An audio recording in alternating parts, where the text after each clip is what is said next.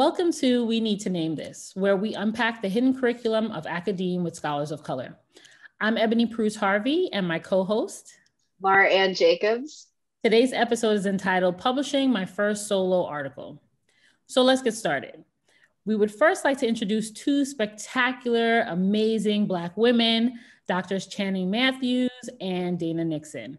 They're going to share their experiences with us, but first we're going to tell you a little bit about them. Dr. Mathews' research focuses on both the unique and overlapping contributions of Black and Latinx adolescents' ethnic racial identity. For example, the developmental process and significance of one's racial self-concept, and critical consciousness, for example, awareness, beliefs, and behaviors engaged to challenge social inequity, to their positive youth development. She is also interested in improving measures of ethnic racial identity in order to support more rigorous psychometric approaches to capture the complexity of ethnic racial identity and critical consciousness development across adolescence. Dr. Mathews aims to translate her research into intervention work that supports the positive development of Black and Latinx youth, particularly in schooling and STEM contexts. Thank you, Dr. Mathews, for joining us today. Thanks for having me. And I'll introduce Dr. Dana Nickson. Dr. Dana Nickson is an assistant professor of education, equity, and justice in leadership policy and politics at the University of Washington, Seattle. Dr. Nickson is an interdisciplinary scholar who studies the intersections of demographic change, politics of place, such as school choice policies, histories of Black placemaking and gentrification, and educational agency in U.S. metropolitan regions. Her research specifically centers Black families and students' diverse epistemologies and educational experiences to offer possibilities for justice-centered collaborations and practices within and across school systems. Dr. Nickson is the 2021 recipient of the AERA Division L Outstanding Dissertation Award. She is currently working to publish work from her dissertation in various academic journals, while also striving to teach well and be supportive to students. Thank you for joining us, Dr. Dana Nickson. Thank you for having me. I'm excited to be in conversation with you all today. Well, I'll say that we've been starting our episode by asking our guests to share a little bit about yourselves, maybe just your area of study, your current position, what brought you to academia in the first place. Well, so I'll say where I am now. So right now I am a postdoctoral research fellow at North Carolina State University with the Social Development Lab. And I work with Drs. Kelly Lynn Mulvey and Adam Hartstone Rose. And we basically are examining how you look at identities, science identity, gender identity, racial identities in STEM classrooms in particular, and informal science learning contexts such as zoos, museums, things like that. And so it's kind of a slight pivot in my work. I have focused on thinking about Black and Latinx groups for a long time. I really wanted to think about how can we do strengths-based approaches to understand the cultural assets that these children bring into the classroom instead of looking at them from deficit lens. And I think I came to this work by understanding that my journey and all of the people of color that I had met, all of these ways in which they were being talked about negatively in the literature were not reflective of the people that I was seeing in my educational spaces, nor was it reflective of my educational journey. So I wanted to study something that would help me and others understand, like, what are the things that help us to be successful, and instead of constantly focusing on the things that are helping me and other members of other groups are hurting us or causing harm. And that is not important to know what those things are, but it's also important not to limit any group to a deficit, because that's not fair. So I think that's why I came to this work, and then, the focus on STEM classrooms is just that, plain and simple, we just don't see a lot of Black and Latinx people in these classrooms at the height, after high school. They're going to college and they either start and don't finish, or they don't even go in. But it's like, when is that dissonance happening? So just kind of trying to map out where are students starting to feel like they don't belong in these classrooms, and how can we support them be an intervention at that point to be like, you do belong and you should be here. Yeah. Thank you. It's powerful work, Channing. And so, yeah, I am Dana Nickson. I am in my first year as an assistant professor at the University of Washington, Seattle. And I particularly sit in the Education Foundation's Leadership and Policy Department. And I'll start with how I came to be in this academic space. I've always just like loved to read and have been a nerd and been super curious about things. I was that child who asked all the questions about everything. I remember like, I used to like give these presentations to my parents on the Harry Potter books, and they like would sit through them, and they'd be like 40 minutes, like an academic presentation.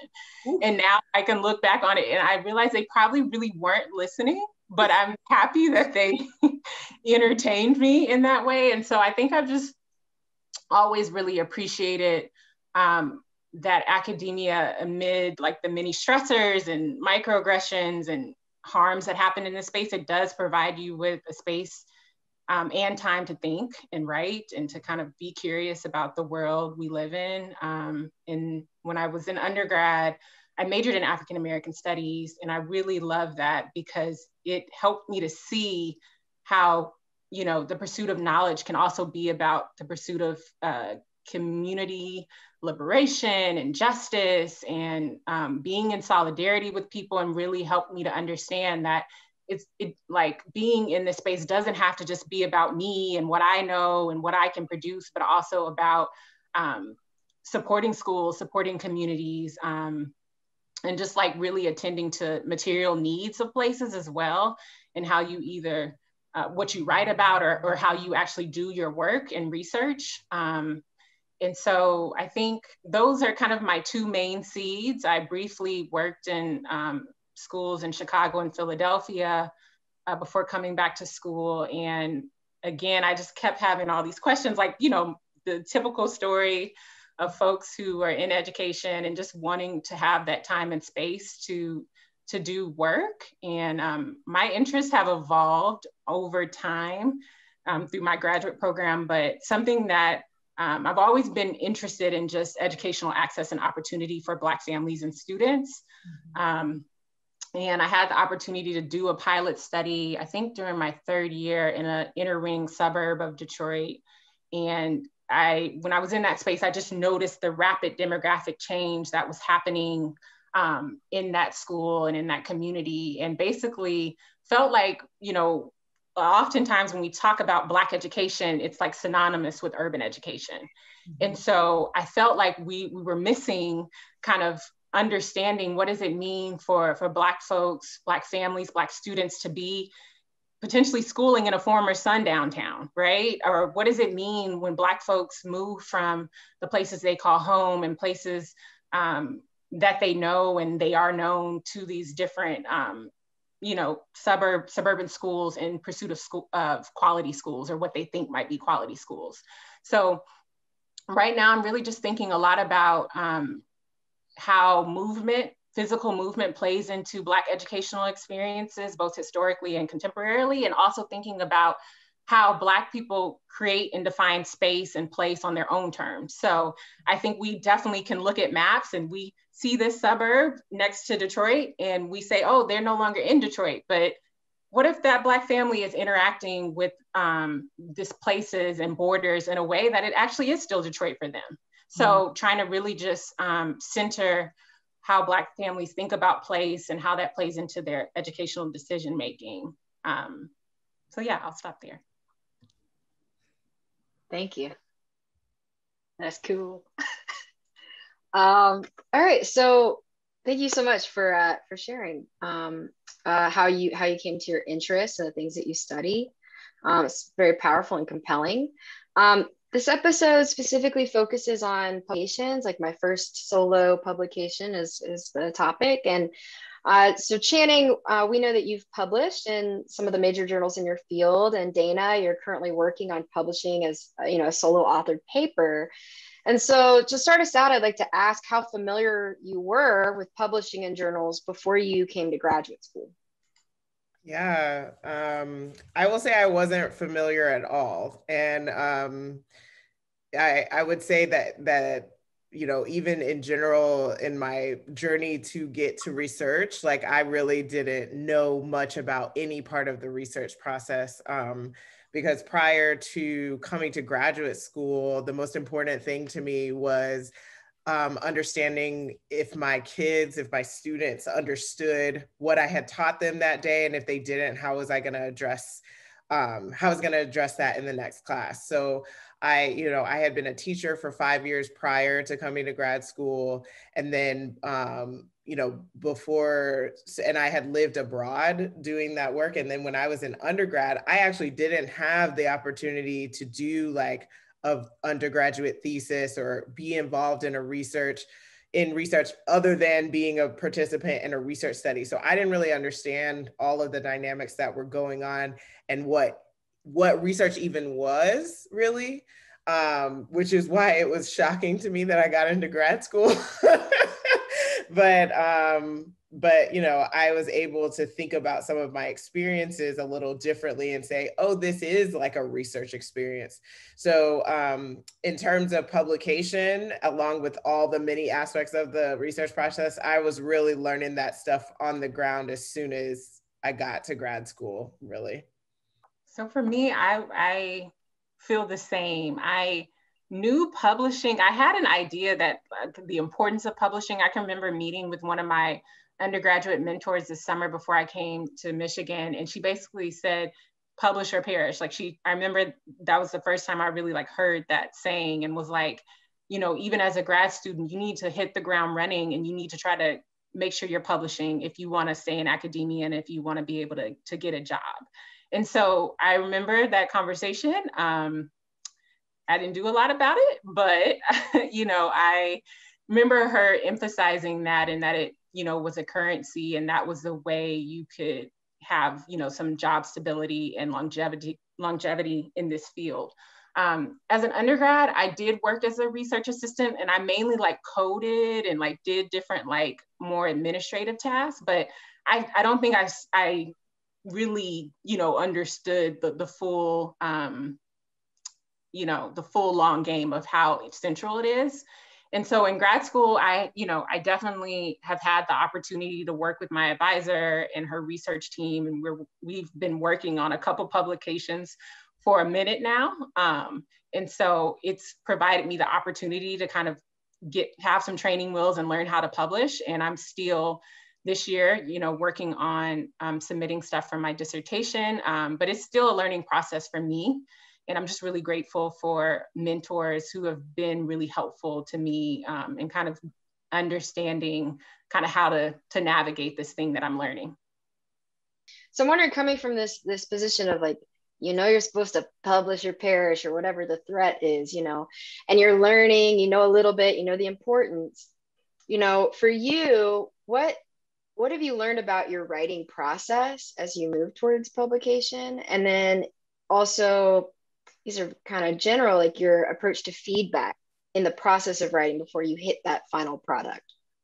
I mean, I think when I think about my writing process, I think about how it went from a very ambiguous, nebulous thing that I was like, what is writing? And I remember continuously asking people what is your writing process? What does it look like? Can you make it concrete for me? Because I feel like, people would constantly be telling me, you should be writing, you should be writing, you should be writing. But I was like, but I can't write anything if I haven't read anything. I can't, and then what counts as writing? What if I need to just summarize what I said? Is that writing? What if I just need to make a bullet point to say these are the connections that I'm making? Is that writing? So I think that what I have been able to do for myself in terms of learning the process is understanding that there are some parts of the process that are really concrete, and there are also some parts of the process that are really nebulous and that it's really hard to define, but that I recognize that nebulous space, which makes me very uncomfortable, is the part of me thinking through, what am I trying to write? What connections am I trying to make? Things like that. And that if I just keep at it, that it will come together eventually. And I think that that's the big lesson about writing, is that it's very hard to do because you have to show up to it even when you don't know if you're going to be able to produce a word, right? Or that it doesn't look like a page. It might look like a paragraph. And sometimes that's the best you can do, right? It might, and some days it's a sentence, right? That's all you got, but it was a good sentence, right? So I think that what I've learned about my process is that parts of it are nebulous, parts of it are concrete, and it does come together in the end. In terms of thinking concretely about how do I do my writing, so I'm a quantitative scholar, which means that I work with surveys and numbers and things like that, and I build statistical models. And so with my work, it's the pattern that we often use in like quantitative research. They'll say, write your methods section and your results section first. And the reason being is because in your methods section, you are literally saying, this is what I did.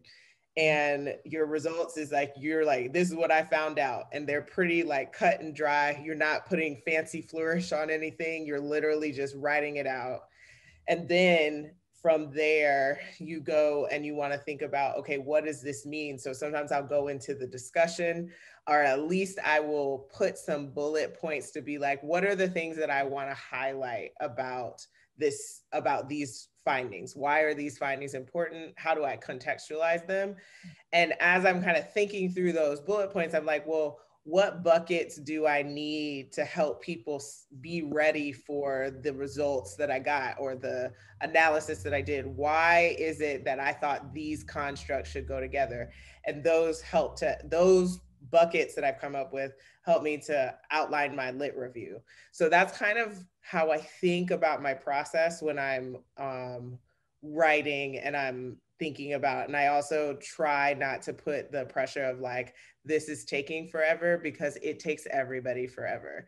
There are some all-stars out here that are just like pushing out articles, and I'm just like, you know what, that's not me. And that doesn't mean I'm not an all-star. That just means that my writing process is different, and it doesn't make me any less successful. So I think that that's important to remind yourself, because the social comparison can get really outrageous. And your process is your process. And as long as you're keeping at it, to me, that's the most important thing, because it does come together eventually. Yeah, what do you think, Dana? I'll just add the part about just the need for persistence, and also just, I like trying to embrace that nebulous space. I think for me, like, I have never been a strong outliner. Like, I know some people, like, their outline game is like, boop, boop, got all the quotes, got all the side points. And like, I have tried so hard to be that person, and I can't. I don't know, I can do whatever I want to do, you know, but it's just not how my mind works for some reason. And I think for me, writing, I think through my writing. So like, I will often like have an idea about what I want to say or the argument I want to make, but I'm probably still forming it as I start writing. And I know some people might think, you know, that probably takes longer, but the process of writing and sitting with it and being unsure actually helps me to clarify exactly what I'm trying to say and the points I'm trying to make. And so I recently read a book by Anne Lamott, I think I'm saying her name, Bird by Bird. And she talked about kind of the importance of like, just getting it out. And I think for me, like from my positionality of, you know, wanting to make sure I'm able to publish to keep this job and all this stuff like that, it put a lot of pressure on me initially of like, I have to prove that they made a good choice. But then I realized that that was not serving me well, right? Like I actually need to just get it out on paper.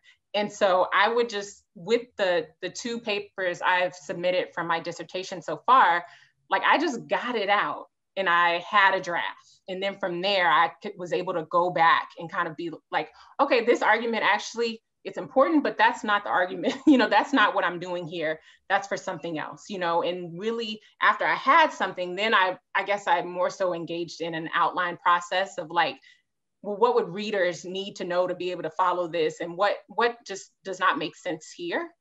And then another really helpful thing for me so far has been leaning on faculty mentors who have been willing to read my work. And so with the first paper I submitted, my advisor read the paper first, and two peers, friends read it. And then the second paper I submitted, my department chair read it before I submitted the paper as well. And so really just asking people to kind of look it over so that maybe you can cut down on some of the time it might take, after it's out, and revisions and all those things. And I'd also say with that is like, don't be afraid to be in community about your thoughts and ideas and writing process. So for me, because I'm doing a thinking and writing type of thing, and I typically don't have everything just nailed down, like talking with someone who knows my work and be like, okay, this is what I'm thinking about arguing in this paper, or what I want to uplift in this paper, and like just word vomit to them and have them be a sounding board to speak it back to you and be like, oh no, that part is really interesting. Like, and so those have all been helpful in my writing process. And we might get into this later, but I also think for me too, to a point I made earlier about feeling a lot of pressure about publishing and writing, is also trying to find some joy in the process of writing. Because I think because publishing is our currency, it's like, okay, you have to do this. But at the same time, I'm like, no, I'm actually writing about beautiful Black families who are real people, who have shared these really rich experiences with me. And so like, I don't want to be so burdened by the process that I can't be drinking my tea and be looking at this quote and think about how I want to like write about it, and not be able to like still find like some type of awe about it, or something, that just excites me. So I think as this year has gone along, I've been able to like move a little bit more towards that, and it's helped it to just feel more pleasurable. I just want to say quickly, re-emphasizing Dana's point about having a talking partner or partners to talk through your writing. That has been like a critical game changer in how I really thought about my writing process. And I actually have like an official thinking partner. Her name is Dr. Amel Omari. She's wonderful. And she and we often talk about how the vulnerability that comes with like sharing a very naked draft, like that one that's like super rough, and you wrote it in the sense of like, this is how I would say it to my grandma, or this is how I would say it to like a child. And that can feel embarrassing, but that's just the way you got to get it out. And so having a person who knows you and knows the way you think through things and has been familiar with your work, that's also really helpful, because they can often identify, this is the place where you often get stuck. And this is what I noticed helps you to get over that hump. And just talking about your work, there's something about like translating your work in multiple ways, talking through it, writing through it, representing it visually, that helps to get the words out on paper. So I think that that's a super important point to remember. And I'm so glad, Dana, you brought that up. So you all said a lot of things that I want to ask follow-up questions on. So bear with me. So I'm going to start first with the comment you all made earlier, Dana, you made about publishing or perishing, right? So there's a difference between institutions, right? We have these research 1 institutions, research 2 institutions, we have teaching institutions, et cetera. So can you all talk a bit about how publications are important in these different institutions, right? So I don't think in every institution there's a publish or perish, but when you're in those top tier institutions, there's a lot of pressure to publish. So, and you mentioned, Dana, that you felt that pressure, right? And you talked a little bit about how you navigated this. So I want you all to, if you can for us, one, just tell us the difference. Like if I decide to apply to this place or this place, how important are publications? And then the other is, how do you navigate the pressure of having to produce? Well, I'll just start.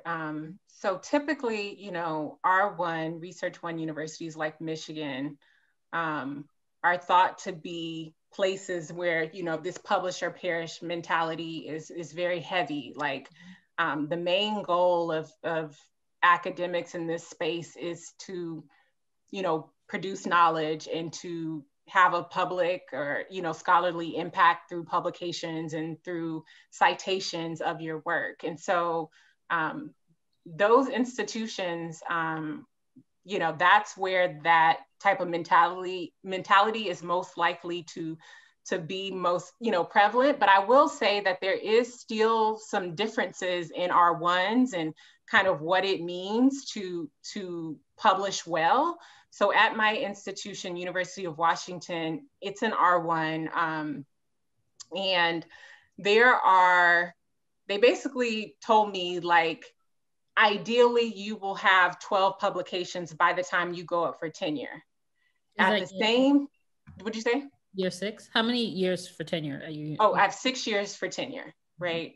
And so they said, like, that is kind of like, if you have 12, you should be okay. And if, you know, you are first author on at least half of them and you have, you know, submitted in at least a few, what they, you know, top tier journals or high impact journals, like you should be okay. And folks have said, like, just focus on publishing. Like, yeah, like you should apply for some grants eventually, but when you go up for tenure, it's mainly going to be about your publishing record. At the same time, there are senior faculty members at my institution who are really pushing for a more holistic measures of impact. So thinking about, like, I had one of the associate deans, I met with her the other day, and she was just like, well, something I would think about in reviewing your file is that you do collaborative community-based work, which takes a lot longer than, say, someone who's doing quantitative work. And so she was like, we need to have that in mind as we're thinking about, you know, what is feasible for someone who's doing critical qualitative researches versus, you know, something else. And so, you know, I think I think that's a really important thing. If you're going on the academic job market and you're thinking about wanting to work at an R1, really talk to people about what is the kind of publishing standards are, if they have some holistic measures of how they will look at your work, and kind of just, I think, what the all around culture is. Because some institutions, they're gonna really look at your CV. Like I had my review with the dean a month ago, and they're gonna wanna count. They're gonna literally want your CV to be where I can see 1, 2, 3, you know, you have 6 peer, you know, journal articles that are peer reviewed, and you have 1 book chapter. And so, but other ones, I think they might look at it a little more holistically. And I'll let Channing talk a little bit about some of the other schools, but like the teaching universities, your currency is your teaching, you know, and so you'll, you know, definitely publish as you see fit. And that's still an important part of the work you do, but it's more about teaching and serving students. And so, you know, different institutions have different missions. And I think that is important work that you should do if and when you go on the job market, and align that to what you value in life. Yeah, I mean, I think my experiences so far can speak to the differences between like R1 universities, right? So I'm at North Carolina State right now, which is an R1 university, and I did my graduate training at University of Michigan, and I would say the publish or perish mentality seems less prominent at NC State. So it's more, and I think for the professors, from what I gather, they do need to publish, but there is more balance in looking in what are your teaching contributions, and also what are some of your community partnerships.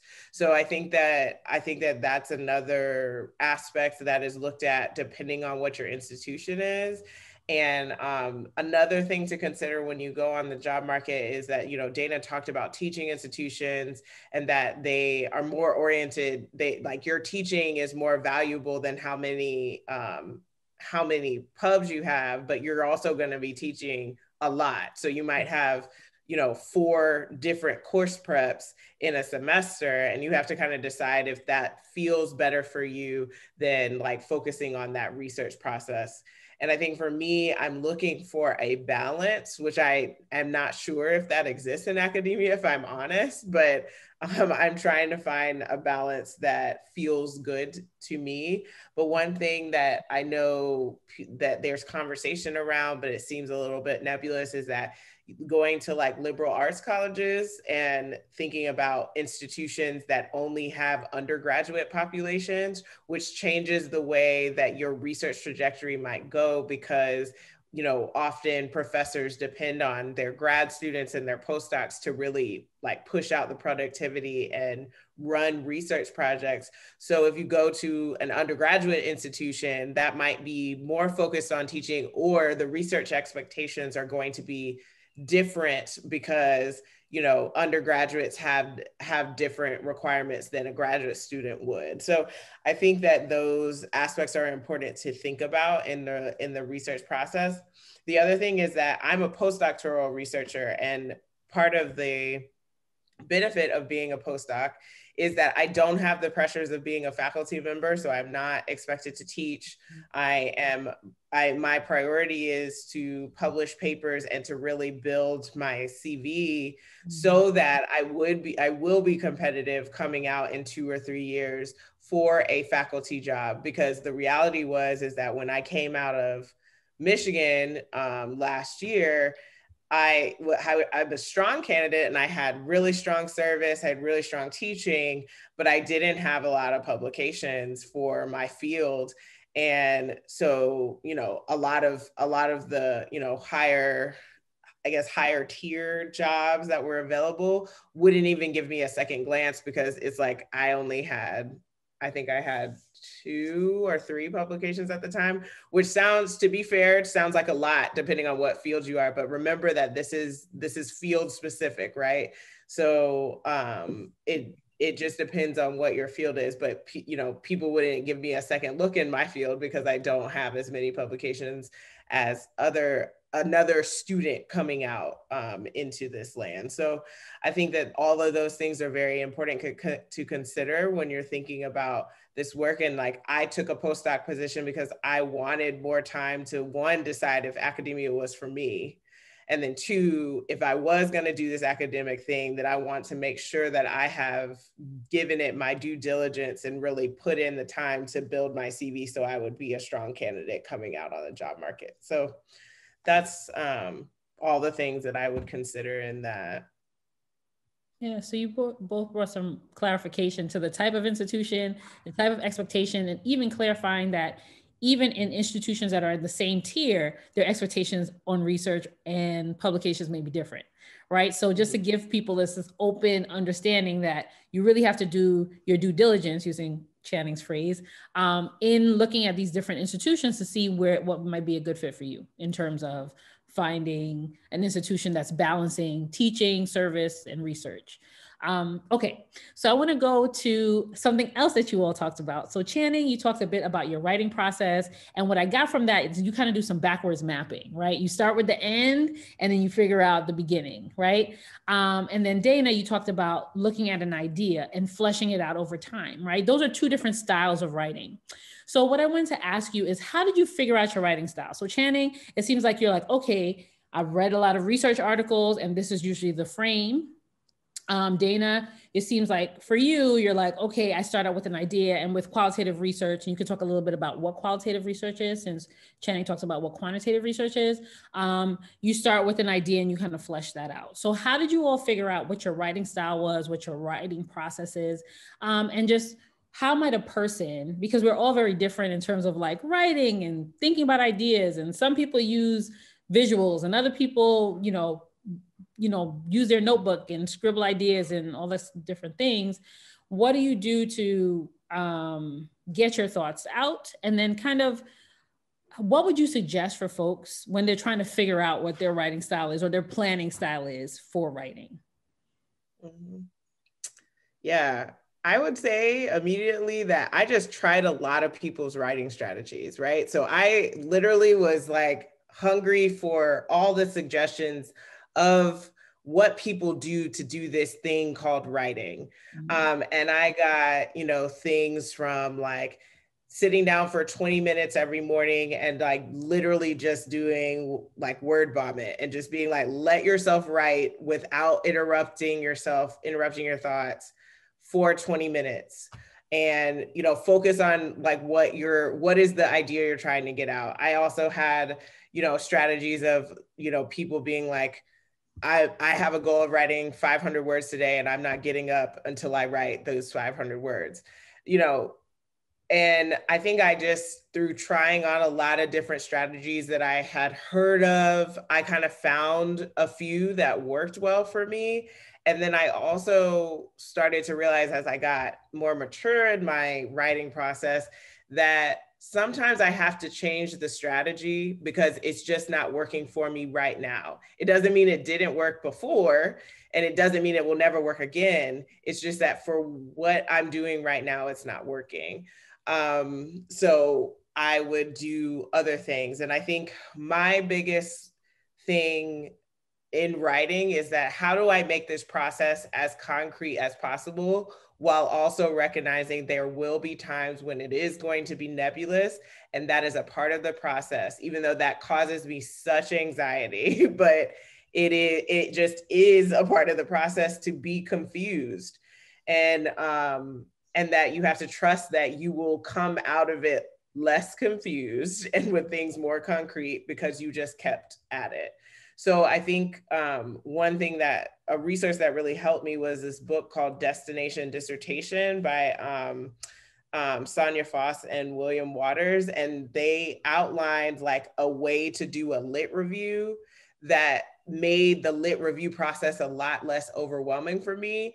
And then when I started listening to how people write, I was like, a lot of people do this. And what it was is essentially like just taking direct quotes from whatever you're reading and then kind of synthesizing them in a way to be like, well, what are the buckets that you are noticing in what you're reading that's important that's related to the research that you're doing? So I guess my biggest thing was figuring out, like gathering a bunch of writing strategies, like what are they, first of all, and then just trying different things over different periods of time. So I usually needed like 2 weeks to kind of see if something was working or not. And then if it wasn't working, we chucked that. If it was working, let's keep going with this. And just being open to trying different things to help my work to move forward. And like, for me, the big thing is just being like, this is how I can make this as concrete as possible, and recognize that there's parts to the process where it's going to be like, I actually really don't know. So I'm going to have to just sit with it and know that I don't know, but just sit with it and massage it and things like that until I figure out a way out of it, which sometimes that means like calling in a colleague and being like, look, I'm real stuck and I need you to help. So that's how I feel like I kind of got to my writing process. I just want to uplift what you said about trying different strategies. I think there's a plethora of literature about writing, about how to produce an article in 12 weeks, around all these different things. And, you'll hear what's working for your colleagues and friends or what's not working. And so I would just be open to what folks say, have shared that works for them.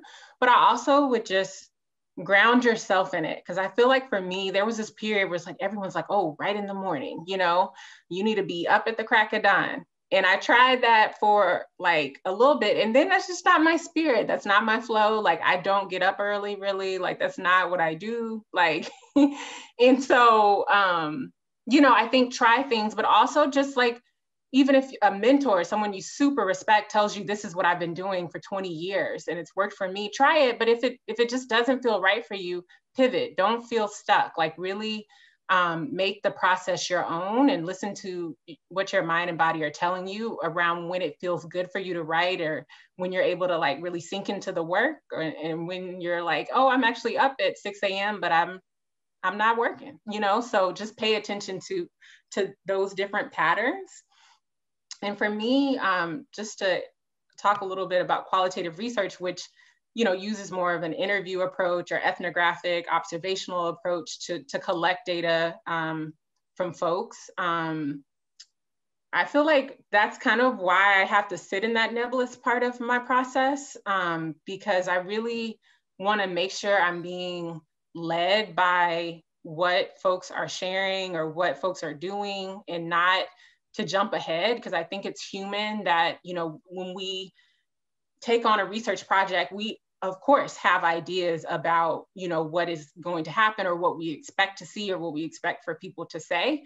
But I really have tried to be like, okay, I don't ever want anyone who participated in my study to read my work and not feel like they can't see themselves, or feel like they're not comfortable with the way I represented them. Even when you're making a critical point about something, I still want the people who read the work to be like, okay, I can at least see that. I can see how you got that.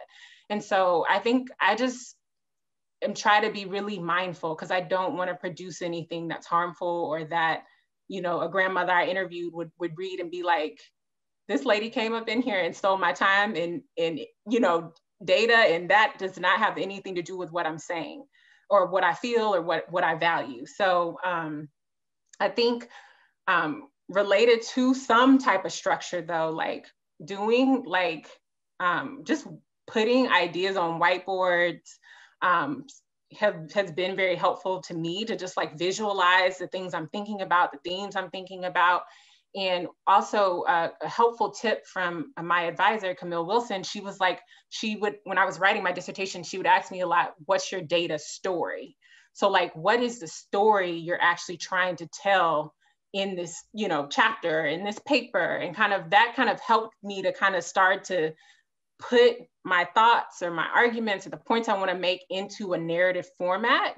And I feel like when I'm able to get to that point of like, okay, this is kind of the data story, that kind of, I don't know, it feels better to write in that way, because I can kind of see a roadmap of where I want to go and, you know, what I want to say. So, yeah. Yeah. And like one more thing in addition that what Dana was talking about made me think of in terms of like concrete things. So I learned very quickly that most of the time when I'm starting from scratch on an idea, I actually need to use pen and paper, and I don't need to be on a computer. And I think that people forget about pen and paper a lot. And I just think it's important to remember that, especially in like this COVID time where we're in Zoomlandia all the time, to remember that pen and paper still exist. And they're actually very, very powerful tools that in some ways take the pressure off that is associated with just being on one of these like typing things. And it's amazing to me how much more liberating it is and less pressure it feels like to just write out my thoughts in, you know, my research notebook, which I know is for me. And it's not, and then when it's something about putting it on like a computer, it's like, well, this is not just mine anymore. This is like being prepared to share. So also just thinking about simple things like that, and just like changing your environment or changing the tools that you're using can also help a lot with your writing process. Yeah, so, okay, you all dropped a lot of wonderful gems. I would like to say that I write when I'm inspired. I don't know how much that's going to serve me as a professor. But I might wake up today and like it's all day, and then I might procrastinate for another 3 or 4 days. I'm not suggesting that's a process that people should go through. Just saying that it's okay. You know, you're going to get it done. So I know we're drawing close to time. So I want to ask you one more question before I pass it off to Laura Ann. As you all are thinking about your work, the work you've published and the work that you're going to publish or submit, how did you choose the journals that you were going to put your work in? How did you determine what journals was a good fit for the work that you produced? I can start off since I've actually been thinking about that a lot lately. And so from a mentor, of course we have the top tier kind of generalist journals that we know, folks publish in and, a lot of people read them. But something that was really important to me as well was publishing in places where I admired the work that they had put out. So, I think, of course, AERJ is kind of the big journal, but like, I don't know, honestly, and, no shade, like, I don't necessarily always find the things that like make me excited in that journal. So, as I'm at the beginning of my career, and that's not to say I won't want to publish there at some point, I really wanted to find homes where that had fed me intellectually. And so that was a key thing that I used in deciding. Another thing I did was I actually went to the journal website, read their aim and scope, and just clarified like, do I think the work I'm submitting align with this? And I also took a deep look at who was on the editorial boards for journals. So to me, through some of the journal, I'll say publication experience I've had where I've worked on a paper with some folks that has been rejected and then was resubmitted. I think you want to think about who's going to be able to read my work in the right way. So even when, this journal might be highly, regarded and have a high impact factor, if your paper is going to be on someone's desk that is not going to be able to understand what you're trying to do, not going to be able to honor what you're trying to do, not going to understand the epistemologies you might be drawing from, that might result in a reject, just because the person can't understand what you're trying to do, not because of the worthiness or the beauty or value of your work. And so I would just take some time to like really think about who can read your work in the right way. And then also another big help for me is like, as I have been working on it, I've asked folks who've read my papers, particularly faculty members who are further along, where do you think this could land well? And I've gotten feedback from them like, oh, I would think about this, look into this journal. And so that's been super helpful too. Yeah, I mean, I agree with all the points that Dana made. I guess the things that I would add is that I first start with my mentors. So I ask them like, when I'm talking about like the idea or whatever the topic of my writing is, I would say, what thoughts, what journals would you submit to? I also look to what are the scholars that I'm citing, where are they publishing their work? Because if I'm citing work that is similar, then it's likely that my work would be read well, as Dana said, by that editorial board or by the team of people who would be reviewing my work.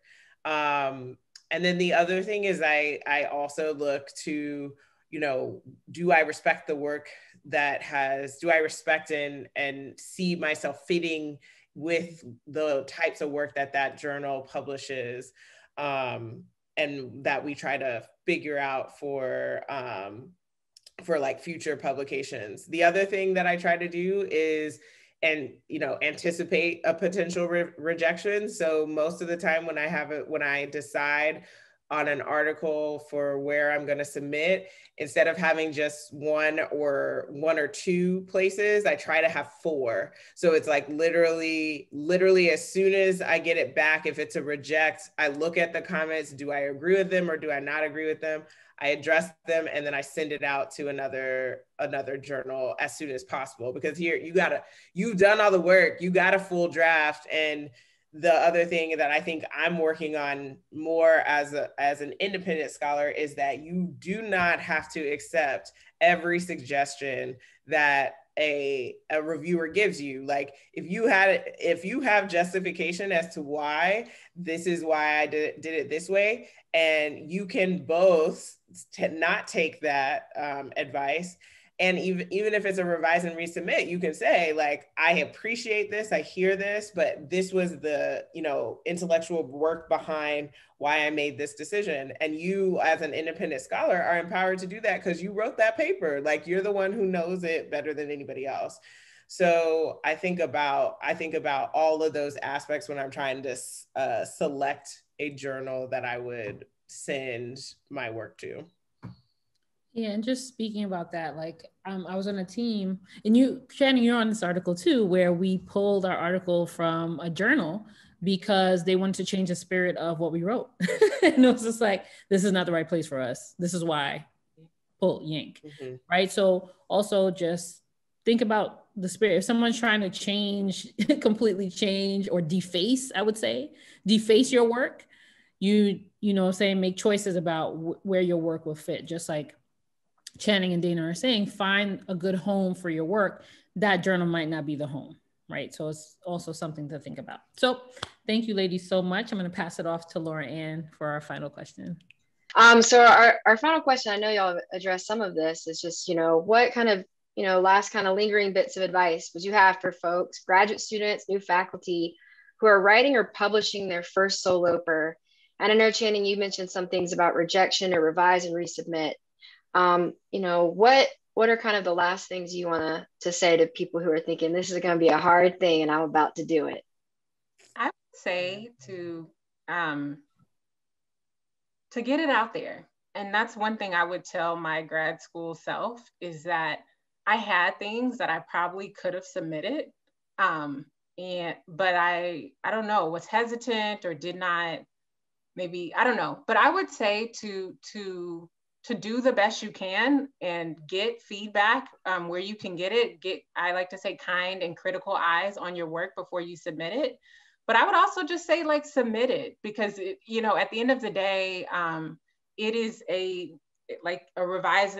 The most likely thing that will happen is that either you'll get rejected and you hopefully will still get feedback to improve the paper, or you'll get a revise and resubmit, and you'll still have some work to do on the paper and some guidance on how to improve it. So I would just say, like, yeah, just try to embrace the process and trust it. That's what I've been telling myself as I'm figuring this thing out. I was working on a revise and resubmit last month, and I actually felt so deeply grateful for the reviewers. Like, they saw things in my paper that I didn't see or hadn't thought about, and it made it stronger, you know, and I'm hoping that the revision will go well. I haven't heard back from them, but I loved that people were able to shape the work and to just make it stronger. And so I think, you know, as we approach publishing, I think, of course, we think about the outcomes and I need to publish. But if we give ourselves a little bit of grace to trust the process, it's actually, you know, the process is designed to make your work stronger. So to just, I would say, embrace that part of the work, and to try to have fun with it if you can.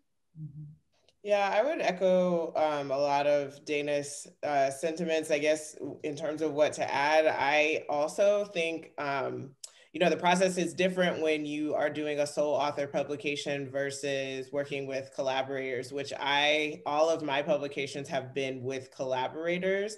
And in terms of my experience there, my advice for people who are feeling intimidated by it is that collaborators can be incredibly helpful or incredibly difficult. You have to have agency in choosing your collaborators well, and also understanding that if you are the first author, that you are guiding the ship and you are the one who's moving it forward. You are the engine behind the work.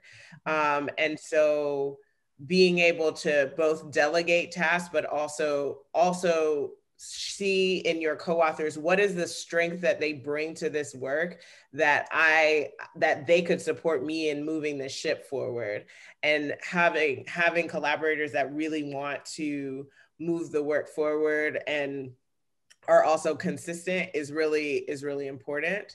So I would say, you know, be mindful always of who your collaborators are. And you know, everybody has different working styles and things like that.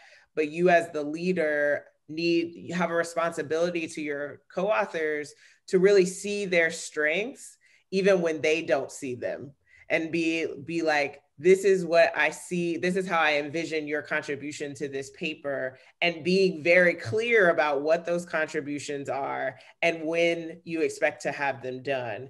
And that is a part of the writing process that I feel is not taught very well in grad school, or in the people managing of this type of work.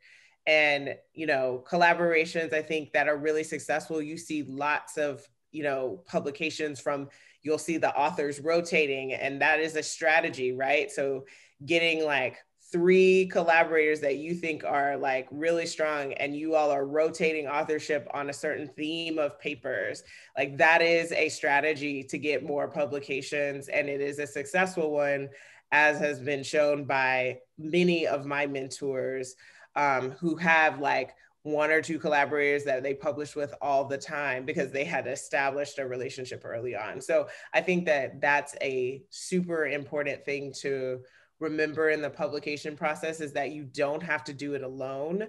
And I know that there are some fields, like in Dana's field, having a single author publication is really critical. But in my field, it's important, but it's more important that you show that you have first authored publications. So that's going to depend on your field, but just remembering that you don't have to do this work alone. Even if you're doing a sole authored publication, you have peers, you have mentors, you have people who can read it and just tell you like, I don't get this part.